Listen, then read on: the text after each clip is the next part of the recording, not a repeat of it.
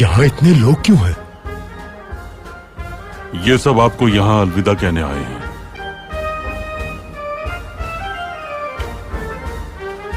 आइए, हम अपने सिपाहियों का तारुफ कराते हैं। सुल्तान फरार हो रहे हैं! सुल्तान फरार हो रहे हैं! सुल्तान अब नहीं जा सकते!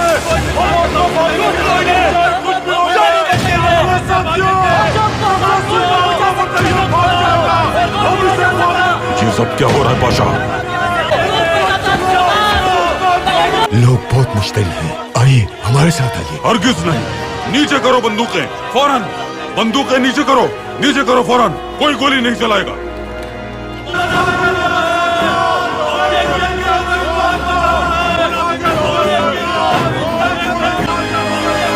हद्दे अदब, हद्दे अदब। हम कब भागे हैं? हमारे आबा और अजदाद कब फरार हुए हैं? कहां फरार हुए थे? मास्ता में, निकोपोलिस में, या फिर कोसोवा? कब फरार हुए हम बताइए। क्या पुरुष जंग में भागे हम, जब समंदर में कयामत की तरह दुश्मन हम पर टूटा था? क्या परवेजा में छुपे थे हम? कैसे समझ लिया कि सुल्तान रियासत छोड़कर फरार हो रहे हैं? क्या हमने शहीद होने की ख्वाहिश में दुश्मनों को नाको चने नहीं चबाए? बताइए हमें। कभी हमारे आबा और अजदाद ने जंग में दुश्मनों को पीठ नहीं दिखाई, जान कुर्बान की, खून बहाया, लेकिन अपने परचम को गिरने नहीं दिया। आप हमें छोड़कर मत जाइए। वल्लाह कभी नहीं जाएंगे हम। हमें मौत भी यहीं पर आएगी। ये पाया तख्त है और हम सुल्तान अब्दुल हमीद हैं। हम अपनी मिल्लत को छोड़कर नहीं जाएंगे। वो करेंगे जो सही लगता है हमें। आया सोफिया पर हमारा परचम लहराता रहेगा। इन गलियों में हमारी औलादें इस्लाम की तालीमात हासिल करती रहेंगी। पाया तख्त को गद्दारों से महफूज रखने के लिए हम अकेले भी लड़ते रहेंगे। लेकिन क्या आप लोग पाया तख्त में रहने के लायक हैं? क्या आपको लगता है कि झूठ को सच मानकर इस शहर की रूह की हिफाजत करने में कामयाब हो सकते हैं? सच्चाई को पहचानना होगा, मोहतात रहना होगा। जो शख्स आपसे मुखातिब है वो जुल्म की तरफ बुलाता है, ये हक की जानिब।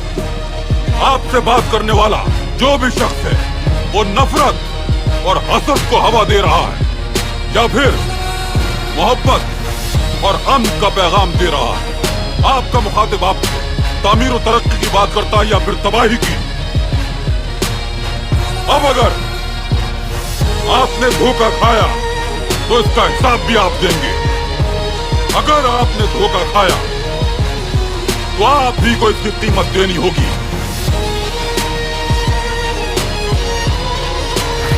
मिल्लत के नौजवानों, गद्दारी पर उकसाने वाले और झूठ लिखने वाले सहाफियों को जो इस हंगामा आराई के जिम्मेदार हैं, गिरफ्तार करो उन्हें।